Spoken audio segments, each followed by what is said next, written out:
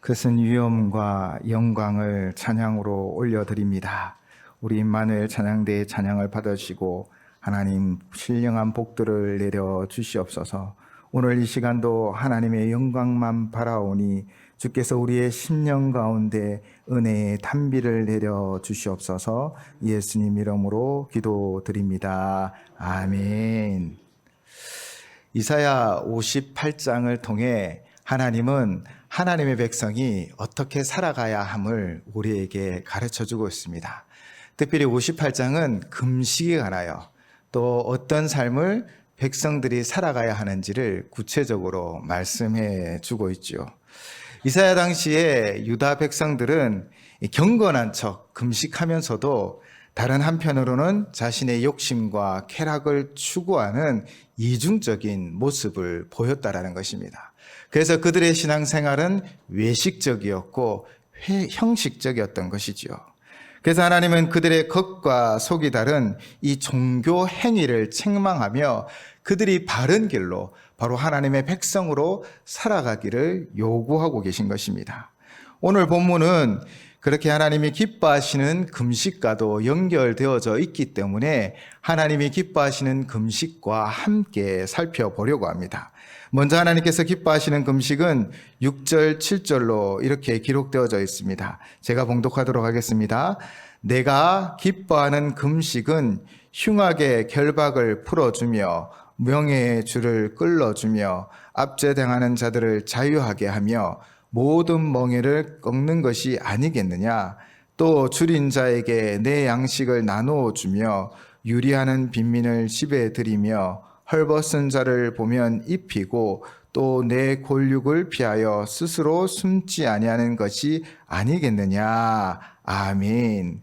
하나님 앞에 금식하고 하나님 앞에 간절히 기도하는 것과 함께 또한 우리는 그 금식하는 것처럼 나누는 삶을 살아야 됩니다. 즉 우리가 금식하는 목적이 무엇입니까? 하나님 앞에 긍휼을 입고 자비를 얻기 위하여 우리는 우리 육신의 요구를 저버리고 우리 스스로의 삶 가운데 절제를 하며 하나님 앞에 간절히 그 긍휼과 자비를 구하는 것이지요. 그런데 이렇게 금식하는 사람이 자신에게 자비를 구하는 자, 즉 나보다 더 연약한 자들이 찾아와 필요를 구하고 긍휼과 자비를 구하는데 그것을 멀리하고 그것에 대해 응답하지 않는다면 과연 하나님이 우리의 금식에 응답하실까요? 바로 우리가 구하는 긍휼과 자비에 하나님이 자비와 긍휼을 베풀어 주실 거일까요? 바로 이사야를 통하여 하나님 이 말씀을 하고 있는 것입니다. 우리가 금식하는 목적대로 또 그 목적이 필요한 이들을 향하여 우리는 나누고 섬기는 삶을 살아야 한다는 것이지요. 내 이웃을 내 몸같이 사랑하라 라고 주님은 우리에게 분명히 말씀하셨습니다. 내가 필요한 것이 있다면 내 삶에 필요한 것들은 결국 내 형제와 자매에게도 필요한 것입니다. 내가 하나님 앞에 간구하는 것들은 어쩌면 지금 하나님 앞에 눈물로 내 형제와 자매들이 간구하고 있는 것이지요. 그러므로 나에게 필요한 것들을 간구하는 것처럼 내 형제에 필요한 것들을 우리가 나눌 수 있는 자세가 되어지고 마음이 되어져야 된다는 것입니다. 금식이라는 종교적인 행위만 하는 것이 아니라 진정 금식의 의미를 알아 나에게 은혜와 자비를 베풀어 주실 그 하나님의 모습을 따라 우리 또한 나누고 베푸는 삶을 살아가야 한다는 것이지요. 그것이 바로 하나님이 기뻐하시는 금식이라는 것입니다. 그런 금식의 삶을 살아가는 우리에게 주님이 어떤 응답을 하실까요? 오늘 본문 앞에 있는 8절과 9절 상반절의 말씀입니다. 바로 하나님이 기뻐하시는 금식을 행하는 자에게 하나님께서 이런 응답을 주시겠다라고 말씀하십니다. 8절, 9절 상반절을 제가 봉독하겠습니다. 그리하면 내 빛이 새벽같이 비칠 것이며 내 치유가 급속할 것이며 내 공의가 내 앞에 행하고 여호와의 영광이 내 뒤에 호위하리니 내가 부를 때에는 나 여호와가 응답하겠고 내가 부르짖을 때에는 내가 여기 있다 하리라. 아멘. 어두웠던 우리의 삶 가운데 하나님의 빛을 비춰 주신다라고 약속하고 있습니다. 특별히 새벽빛이라고 말씀하고 있죠. 왜 새벽빛이라고 표현하며 우리에게 말씀하실까요? 새벽, 바로 동트기 전이 가장 짙은 어둠이라고 합니다. 짙고 짙은 어둠 속에 있을지라도 하나님 앞에 금식하며 하나님 앞에 긍휼과 자비를 구하고 또 그렇게 어려운 자들을 향하여 우리의 손을 펴서 나누고 섬기며 위로하며 격려하는 삶을 사는 그 삶의 자리에 아무리 그가 짙은 어두운 가운데 있을지라도 하나님이 빛을 비춰 주신다라는 것입니다. 그 빛은 그 어둠을 뚫고 길을 열어주시며 우리를 인도하여 주신다라는 것이지요. 그리고 우리 가운데 치유가 급속하게 일어날 것이요, 하나님의 공의가 이루어짐으로 말미암아 우리의 억울함도 해결되어지고 하나님의 영광이 드러난다라고 약속하고 있는 것입니다.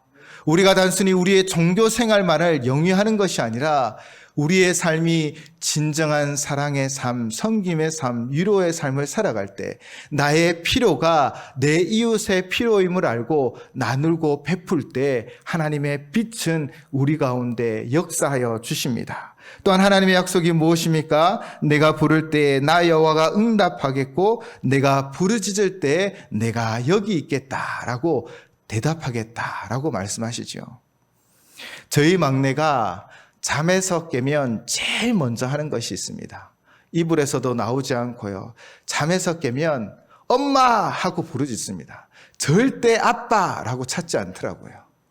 그렇게 이불에서 나오지도 않고 엄마라고 부릅니다. 그러면 엄마는 어떻게 할까요? 방으로 들어가지도 않습니다. 나 여기 있어 라고 대답만 합니다. 우리가 부를 때 하나님께서 내가 여기 있어 라고 대답한다면 그 말씀만 해주셔도 우리의 마음에 얼마나 큰 위로가 될까요? 안심이 될까요? 바로 하나님이 그렇게 해주겠다고 약속하고 있습니다. 우리가 부를 때 여호와 하나님이 응답하고 우리가 부르짖을 때 나 여기 있어 라고 대답해 주신다라는 거예요. 바로 금식하며 나의 상황과 환경 가운데 간절히 하나님의 긍휼과 은혜를 구하고 기도하며 나아갈 때, 그리고 나와 같이 내 이웃도 내 형제도 그 어려운 가운데 있을 것이라고 생각하며 나누고 베푸는 삶을 살아갈 때 하나님은 우리의 부르짖음에 응답하실 것이요 내가 여기 있다라고 말씀해 주실 줄을 믿습니다. 올 한 해 우리 모든 성도님들의 삶이 이런 응답받는 삶이 되시기를 주님의 이름으로 축복합니다.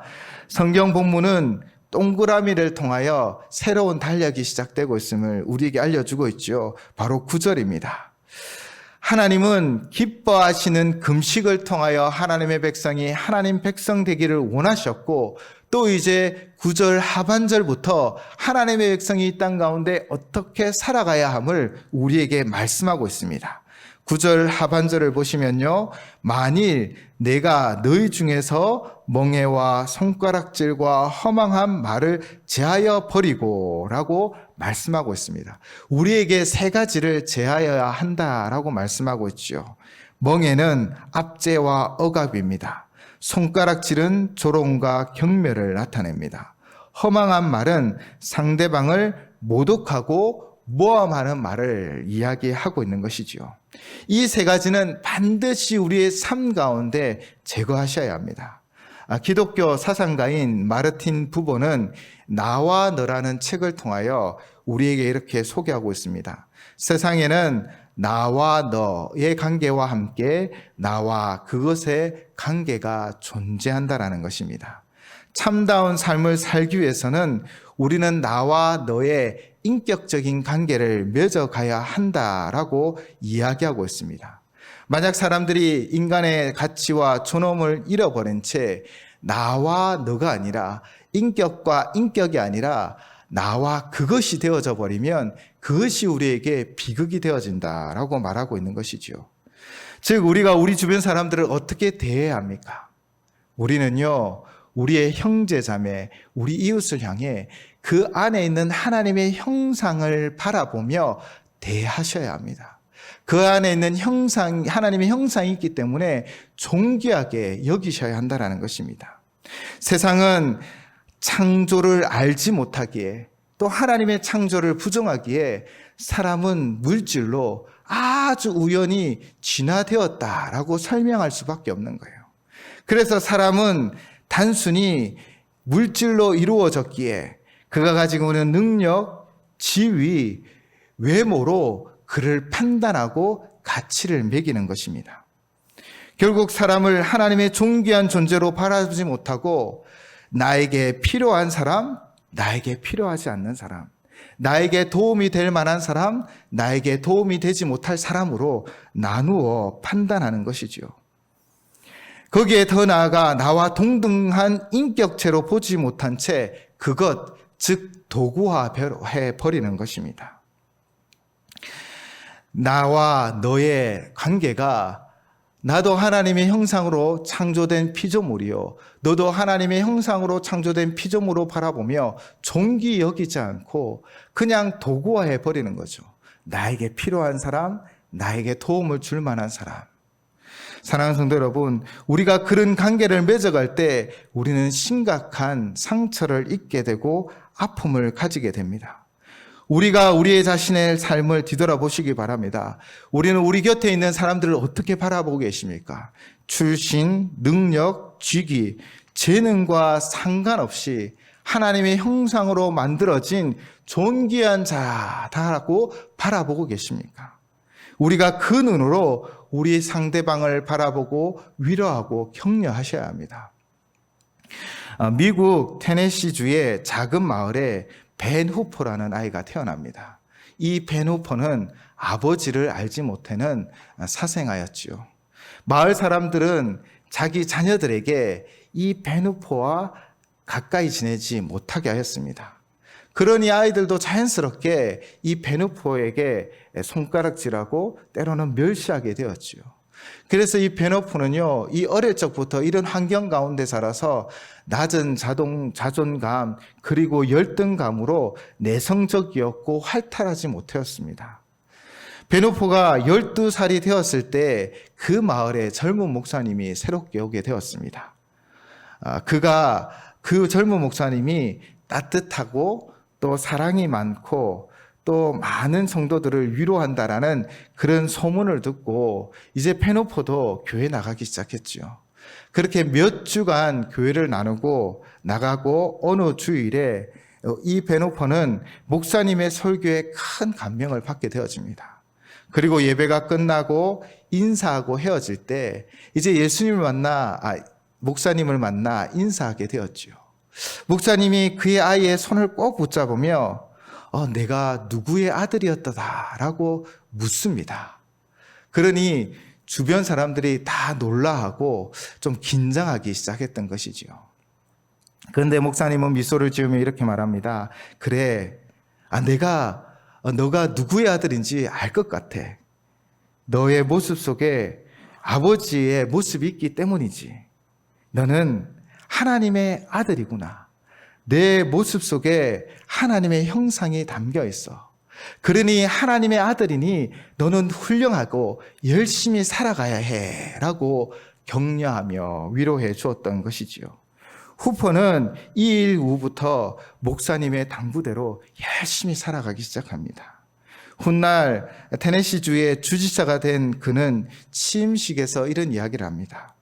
목사님을 만나서 내가 하나님의 아들이야 라는 말을 듣던 그날이 바로 테네시주의 주지사가 태어난 날입니다 라고 취임식 때 고백했던 것이지요.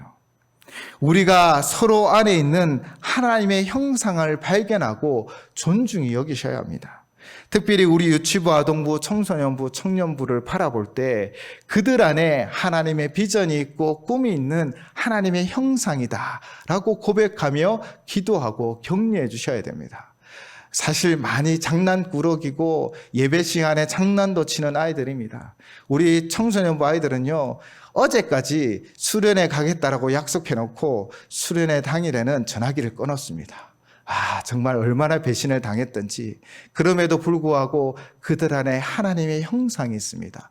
그들을 통해 하나님은 위대한 역사를 만들어 갈 것입니다. 그러니 우리 성도님들, 우리 유치부, 아동부, 청소년부, 청년들을 볼 때마다 이들 안에 하나님의 형상이 있어 라고 생각하며 늘 위로하고 격려하고 기도해 주시기를 주님의 이름으로 부탁을 드립니다. 또 오늘은 온 가족이 모일 터이잖아요. 우리 조카를 보고 우리 자손, 우리 손주, 손녀를 바라볼 때 너 직장 어떻게 됐어? 결혼은 언제 할 거야? 라고 묻지 마시고요.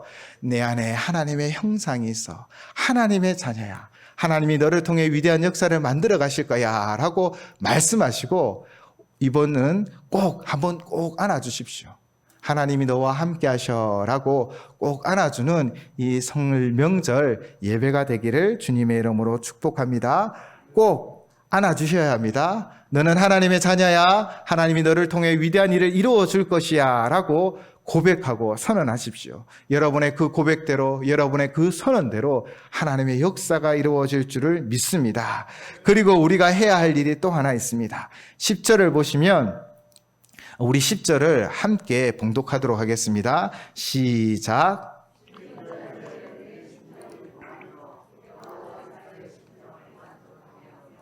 내 빛이 흑암 중에서 떠올라 내 어둠이 낮과 같이 될 것이며 아멘. 제거해야 할 3가지, 그것을 제시한 후에 실천해야 할 2가지를 말씀하십니다. 먼저 줄인 자에게 내 심정을 동하며 라고 표현되어져 있습니다. 이 구절을 원어의 내용으로 직역하여 말씀드리면 그리고 굶주린 자에게 내 영혼을 주며 라고 직역할 수 있습니다. 이는 7절 상반절에서 줄인 자에게 내 양식을 나누어 주어라 라는 내용과 연결되어지지만 이 부분에 있어서는 더 깊은 내용이 있습니다.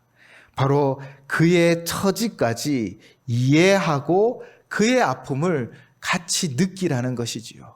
우리의 영혼이 그의 영혼과 함께하는 거예요. 곧 배고프고 힘든 그 처지에 우리가 같이 내려가 함께 그 아픔을 나누는 그 자리까지 내려가라는 것입니다.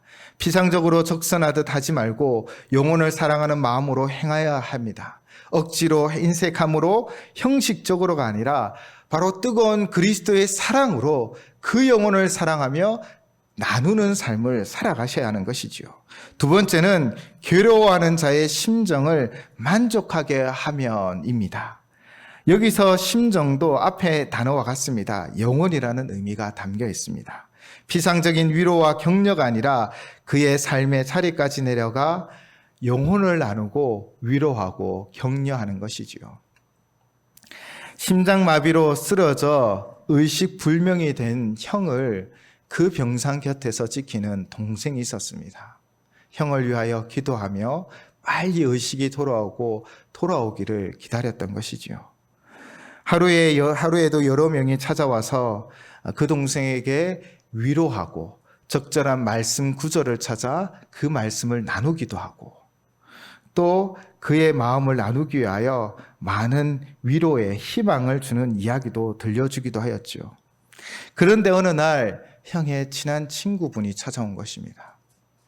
그는 침대 옆에 오랫동안 서서 무끄러미 친구를 바라보며 침묵으로 그 친구를 바라보고 있었죠. 그리고 돌아서서는 동생과 악수를 하는데 이 보통의 경우보다 더 긴 시간 그의 손을 잡고는 힘을 줍니다. 그리고 눈물이 고인 눈으로 인사하고 돌아갔습니다. 결국 형은 깨어나지 못한 채 죽게 되었고 그 이후 오래 해 흘러간 뒤에 동생은 많은 사람들은 기억나지 않았지만 단 한 사람이 항상 기억이 났다고 합니다. 바로 그 형의 친한 친구분인 것이죠. 조용히 진심으로 꾸밈없이 위로했던 그 형의 친구가 항상 기억에 떠올랐다고 합니다. 우리도 우리의 영혼을 위로하는 진정한 위로자가 되어주셨으면 좋겠습니다. 화려한 말, 언변이 아니라 그냥 그의 슬픔에 처한 자리로 내려가서 그의 손을 꼭 붙잡아주는 진정한 위로자가 되시기를 주님의 이름으로 부탁을 드립니다. 그런데 이 모든 것에 모범이 되시는 분이 있어요. 바로 우리 예수 그리스도이십니다. 우리는 그분을 만남으로 진정한 위로를 얻게 되어지는 것입니다. 배고픈 자들을 위하여 주님은 먹을 것을 주라고 합니다. 그렇게 500리어의 기적을 이루어 주셨지요. 주님은 우리의 모든 인생의 괴로움을 다 당하셨습니다. 죄가 없으셨는데 억울하게 십자가를 지셔야 돼요. 얼마나 억울하셨을까요? 군대 귀신을 쫓아내었지만 주민들은 도리어 떠나가 주십시오라고 요구합니다. 호산나 외치던 자들은 십자가에 못 박으라는 군중들이 되었고 사랑하는 제자에게는 외면을 당하셨습니다. 그리고 그 십자가에서는 모든 질병의 육체의 고통을 다 당하셨어요. 살이 찢기고 정말 뼈 마디마디가 아파오셨고 아무것도 할 수 없는 마비도 찾아오셨던 것이지요. 그렇게 결국 숨을 거두셨습니다. 그렇게 주님은 우리의 모든 상황, 환경, 우리의 고통, 우리의 배고픔, 우리의 질병의 육체의 고통을 다 겪으셨고 그렇게 십자가에 죽으셨고 부활하셨지요. 그래서 우리가 예수님을 만나면 참 위로를 얻는 거예요. 그렇게 우리가 예수님을 만나면 세상에 줄 수 없는 위로자로 우리와 함께하여 주시는 것입니다. 올 한해 우리가 더욱더 주님과 함께 하시길 바랍니다. 그러면 주님이 주시는 그 참 평안과 위로가 우리의 삶을 소생케 되어 주실 줄을 믿습니다. 우리가 우리의 삶의 멍해와 손가락질과 허망한 말을 버리고 줄인 자들의 그 자리로 함께 나아가 마음을 동이며 함께 괴로워하는 자의 영혼과 함께 할 때 그렇게 진정한 위로로 나아가면 하나님의 약속이 오늘 본문을 통하여 또한 드러나고 있습니다. 오늘 본문 10절 후반부를 보시면 내 빛이 흑암 중에 떠올라 내 어둠이 낮과 같이 될 것이다 라고 말씀하고 있습니다. 빛을 비추어 바로 하나님의 빛이 우리의 삶 가운데 비추어 우리를 인도하여 주는 것입니다. 어둠은 결코 빛을 이길 수 없습니다. 아무리 캄캄할지라도 빛이 비치면 어둠은 물러갈 수밖에 없습니다. 제가 어릴 적 저희 집에 화장실이 바깥에 있었는데 거기에 전기가 들어오지 않는 거예요. 그러면 저는 무엇을 늘 들고 갔을까요? 늘 초와 성냥을 들고 갔습니다. 아무리 어두운 밤일지라도 그 초에 불을 켜면 환해지고 저의 두려움도 사라져 버렸습니다. 사랑하는 여러분, 어둠은 결코 빛을 이길 수 없습니다. 주님이 우리 가운데 빛으로 다가와 우리의 삶을 친히 인도하여 주실 줄을 믿습니다. 그리고 우리에게 주신 약속이 무엇입니까? 오늘 본문 11절도 우리가 함께 봉독하도록 하겠습니다. 시작.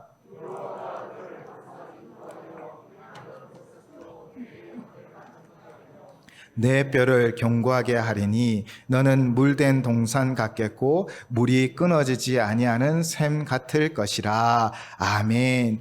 우리의 간절한 기도의 제목이 결국 우리 형제 자매들의 간절한 기도의 제목임을 알고 그들과 나누고 베풀며 위로하고 격려하는 삶을 살아가는 우리의 삶 가운데 하나님이 약속하고 있습니다.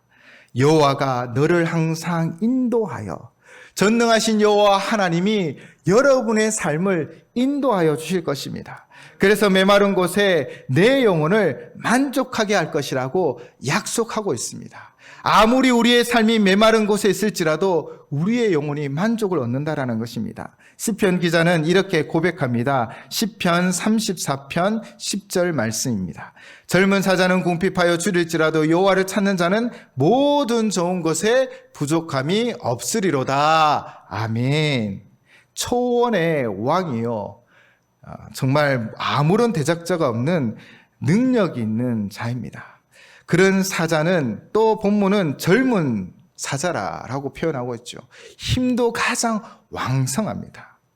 그러나 그도 궁핍하고 줄인다라는 것입니다. 그러나 여호와를 찾는 자는 어떠라는 것이죠? 비록 세상적으로는 부족하고 세상적으로는 뭔가 없어 보일지라도 여호와 하나님이 그의 진정한 위로자가 되어지고 여호와 하나님이 그에게 평강을 허락함으로 그는 세상이 줄 수 없는 만족을 누리는 거예요. 평안을 누리고 위로를 받고 새 힘을 얻는 것입니다. 바로 여호와 하나님이 우리와 함께 하시기에 우리가 세상에 볼 때는 아무것도 가진 자 없는 것 같을지라도 하나님 주시는 평안과 위로와 새 힘을 얻어 우리는 다시 일어나게 될 줄을 믿습니다. 뼈가 견고하게 세워져 가는 것처럼 우리의 인생은 견고하게 세워져 갈 것을 믿습니다. 또한 우리는 물된 동산 같겠고 물이 끊어지지 않는 샘과 같을 것을 오늘 우리에게 약속하고 있습니다. 에스겔서 47장에는 환상이 기록되어져 있습니다. 그 환상이 무엇입니까? 에스겔에게 보여주는 거예요. 성전 문지방으로부터 물이 흘러가기 시작합니다. 그 문지방으로부터 흐르는 물이 큰 강물이 되었고 그 강면에는 많은 물고기가 있어 어부들이 많은 고기를 잡고요. 또 그 강물 양쪽에는 각종 좋은 과실을 맺는 나무들이 있어 많은 열매가 끊임없이 맺어진다라는 것이에요. 생명제 대신 주님이 우리와 함께 하심으로 우리의 삶 가운데 그 생명수로 말미암아 놀라운 역사가 일어날 줄을 믿습니다. 풍성한 삶의 역사를 하나님 약속하고 있는 거예요. 우리가 필요함을 내 이웃도 필요한 것이라고 생각하여 내 이웃을 내 몸처럼 사랑하며 살아가는 삶 가운데 하나님이 공급해 주는 거예요. 하나님이 힘 주시고 능력 주시고 그 공급함으로 말미암아 우리는 풍성한 삶을 살고 그 풍성한 삶을 나누는 삶을 살아갈 줄을 믿습니다. 바로 오늘 우리의 가정이, 우리의 가문이 이렇게 하나님 말씀에 순종하며 나아갈 때 하나님의 풍성한 역사를 이루어가는 것이지요. 바로 이 12절로 우리에게 축복하고 있습니다. 오늘 본문 12절 말씀입니다. 내게서 날짜들이 오래 황폐된 곳들을 다시 세울 것이며 너는 역대에 파괴된 기초를 쌓으리니 너를 이끌어 무너진 데를 보수하는 자라 할 것이며 길을 수축하여 거할 곳이 되게 하는 자라 하리라. 아멘. 12절은 포로 귀환한 이스라엘 백성들, 하나님의 백성들이 이루어갈 회복의 역사를 기록하고 있습니다. 그러나 이 말씀이 오늘날에도 동일하게 우리의 약속의 말씀이 되어줄 줄을 믿습니다. 너에게서 날짜들, 바로 여러분의 자녀들이, 여러분의 후손들이, 또 우리 교회 유치부, 아동부, 청소년부, 청년들이 바로 이런 자들이 되어질 것입니다. 무너진 데를 보수하는 자들이 되어질 것이고 길을 수축하는 자들이 되어질 줄을 믿습니다. 하나님께서 오래 황폐된 곳을 다시 세울 것이고 역대에 파괴된 기초를 다시 쌓아주실 것을 믿습니다. 그러므로 우리가 무엇을 해야 합니까? 우리 자손들에게 또 우리 미래의 세대들에게 먼저 본이 되어 주셔야 합니다. 먼저 금식하며 기도하시고 또 내 이웃의 부족함을 채워주기 위하여 노력하고 애쓰는, 그리고 위로하고 격려하는 삶을 살아가셔야 합니다. 우리 교회는 올해부터 금요 기도회를 시작하고 있습니다. 함께 모여 먼저 기도하는 우리 선생님들, 우리 부모님들, 우리 할아버지, 할머니가 되시기를 주님의 이름으로 부탁을 드립니다. 여러분이 먼저 기도하고 여러분이 먼저 나누는 삶을 살펴 보여주신다면, 위로하는 자들의 위로가 되어주신다면 우리의 자녀들도, 우리의 다음 세대도 우리를 이어 그 삶의 역할을 감당하게 되어질 것입니다. 우리의 다음 세대는 이렇게 부름을 받을 것입니다. 무너진 데를 보수하는 자, 길을 수축하여 거할 곳이 되게 하는 자. 아멘. 우리의 자녀들, 우리의 믿음의 후손들이, 또 우리 유치부, 아동부, 청소년부, 청년들이 바로 이런 부름을 받을 줄을 믿습니다. 이를 위하여 우리가 먼저 기뻐하시는 금식을 하셔야 합니다. 하나님 앞에 간절히 구하고 기도하십시오. 그리고 나누고 베풀며 위로하는 자의 자리로 내려가십시오. 우리가 우리의 형제 자매를 존중히 여길 때, 또 나의 자녀도 내 자녀이지만 하나님의 자녀로 존중히 여길 때, 그들을 통해 하나님은 위대한 역사를 만들어 가시는 것입니다. 오늘 설날을 맞아 온 가족들이 모일 때 여러분, 우리의 자녀들, 조카들을 다 이렇게 하나님의 형상으로 지음받은 하나님의 자녀로 바라보시며 존귀 여기십시오. 그리고 먼저 우리의 가정에서 기도하고 말씀으로 살아가는 가정이 되어질 때 우리 자녀들은, 우리의 다음 세대는 위대한 역사를 만들어갈 줄을 믿습니다. 한국 전쟁이 끝나가는 그해 가을쯤에 미국의 오레곤주 유게네라는 마을에서 영화가 상영하였습니다. 이 영화를 상영한다는 소리에 마을 사람들이 다 모였지요. 즐겁게 인사도 하고 그렇게 영화를 보았는데, 사실 이 영화는 한국 전쟁이 낳은 고아들에 관한 영화였죠. 이 다큐멘터리와 같은 것입니다. 이 영화가 끝나자 많은 사람들도 감명을 받았죠.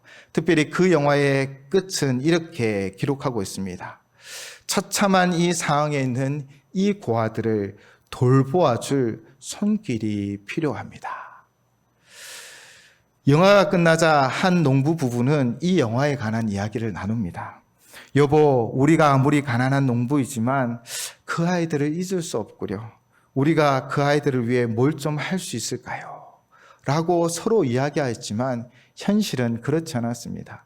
그들도 가난한 농부여서 한 해의 소출로 그 해를 살아가는, 그렇게 베풀고 나눌 수 있는 상황이 되지 못했던 것이죠. 그런데 시간이 갈수록 이 영화 속의 아이들이 자꾸 눈앞에 어른거리는 겁니다. 결국 부부는 결심을 하고 생명과 같은 이 작은 땅을 팔아 한국 땅을 방문합니다. 그렇게 이 땅에 와보니 6.25 전쟁으로 통하여 모든 것은 황폐해져 있고 아이들은 굶주리고 고통이 이만저만이 아니었지요. 그 부부는 그렇게 전쟁 고아 8명을 데리고 다시 미국으로 돌아갑니다. 그런데 이 사실이 신문에 나자 여러 단체들이, 또 여러 사람들이 그 부부를 돕기 시작하죠. 그렇게 시작된 단체가 있습니다. 바로 홀트 아동복지재단이라고 합니다.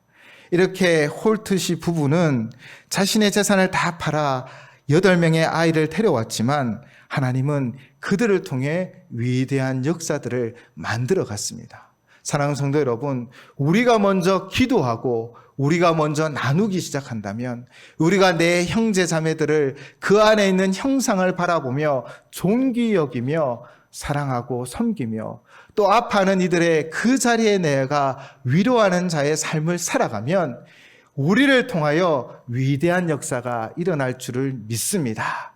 우리의 모든 가정이, 우리의 모든 가문이 이런 위대한 역사를 이루어가는 복된 가정과 가문이 되시기를 주님의 이름으로 축원을 드립니다. 함께 기도하시겠습니다.